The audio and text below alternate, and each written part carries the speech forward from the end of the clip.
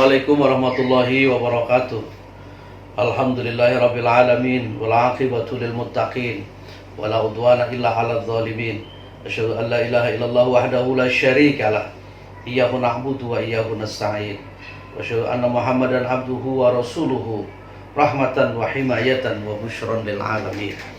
Allahumma shalli wa sallim ala habibina wa syafi'ina wa karimina wa qurrati a'yunina wa dukhina maulana nabiyyina Muhammadin wa ala alihi wa sahbihi ajma'in wa man tabi'ahum bi ihsanin ila yaumiddin.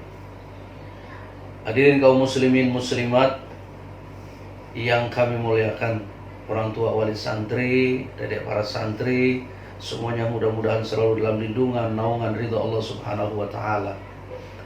Puja dan puji syukur kita panjatkan kehadirat Allah Subhanahu wa taala. Alhamdulillah telah memberikan karunia taufik hidayah inayah sehat walafiat, sehingga alhamdulillah pada siang hari ini kita dapat menunaikan ibadah saum, lalu kemudian malamnya kita bisa menunaikan ibadah qiyamul lail. Mudah-mudahan kita semuanya bisa sama-sama mengaji dan mengkaji akan ilmu Allah Subhanahu wa taala. Salawat dan salam semoga tercurah limpahkan kepada junjungan alam baginda Nabi besar Muhammad sallallahu alaihi wasallam. Hadirin kaum muslimin muslimat rahimakumullah. Syekh Ibrahim An-Nakari radhiyallahu an, beliau sallallahu alaihi wasallam menyampaikan bahwa innama halaka man halaka qablakum bi thalathi hisalin bi fudulil kalam wa fudulit ta'am wa fudulil manam. Ayyuhal hadirun wal hadirat rahimakumullah. Beliau sampaikan, kata Syekh Ibrahim An-Nakari radhiyallahu an, innama halaka man qablakum bi thalathi hisalin. Sesungguhnya penyebab rusaknya orang-orang sebelum kamu bi thalathi hisalin, ada 4 perkara. Jadi orang-orang terdahulu rusak itu adalah penyebabnya 3 perkara. Mudah-mudahan kita bisa mengambil iktibar, mengambil pembelajaran, jangan sampai kemudian 3 perkara yang menjadikan orang itu rusak dapat kita hindarkan. Yang pertama bifudulil kalam, adalah terlalu banyak bicara. Mereka umbar pembicaraannya tanpa kontrol, lisannya tidak pernah kemudian diarahkan mengeluarkan kata-kata ucapan yang terbaik. Ucapan yang keluarnya adalah ucapan yang tidak bermanfaat. Pembicaraannya pembicaraan yang tidak ada manfaatnya, justru malah sebaliknya kadang mudarat. Maka di bulan puasa ini, seandainya kita ini tidak bisa mengontrol pembicaraan kita, maka sebaiknya diam. Karena diam lebih baik daripada kemudian banyak bicara yang tidak karuan, terlebih gunjing, jelekin, hasut, iri, dengki terhadap orang lain. Maka kemudian dalam hadis lain Rasulullah SAW sampaikan, salamatul insan fi hifdzil lisan. Selamatnya seseorang, orang ini bisa terjaga aman, adalah bagaimana orang yang bisa menjaga lisannya.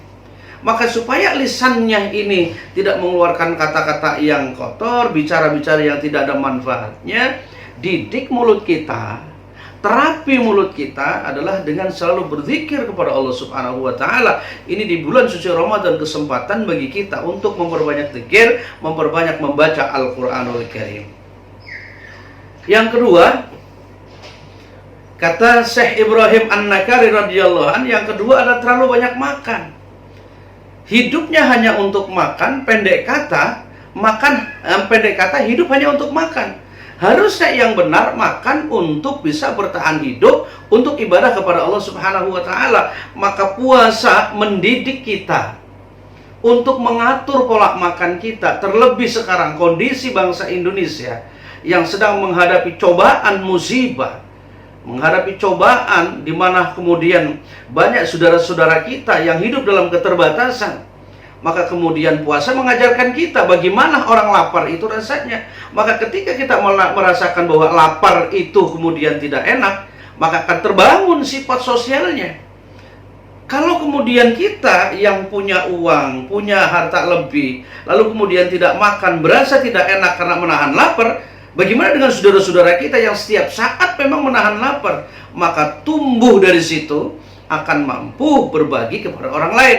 Dan kesempatan kita berbagi kepada orang lain, karena ini dalam bulan suci Ramadan, semua amal kita ini dilipat gandakan oleh Allah Subhanahu wa Ta'ala. Jadi penyebab kita ini rusak, orang-orang terdahulu itu rusak, adalah karena banyak makan. Hidupnya hanya untuk memikirkan makan, hidupnya tidak kemudian untuk ibadah, terlebih makannya kadang-kadang tidak ingat kepada Allah Subhanahu wa Ta'ala, tidak membaca doa dan seterusnya. Oleh karena itu puasa mengajarkan kita untuk mengatur pola makan. Maka kemudian Nabi sampaikan, sumu tasihu, puasalah kalian maka kalian akan sehat. Yang ketiga adalah orang yang terlalu banyak tidur. Jangan kemudian pola pikir kita dibalik. Tidurnya orang berpuasa adalah ibadah, lalu kemudian kita jadikan tidur sepanjang masa. Pendek kata, sahur, subuh tidur, bangun duhur, sholat duhur, tidur lagi, bangun asar, lalu tidur lagi, bangun lalu tidur lagi gitu loh. Memang lebih baik tidur daripada nggak tidur ngomongin orang. Tapi yang terbaik adalah bagaimana menggunakan waktu.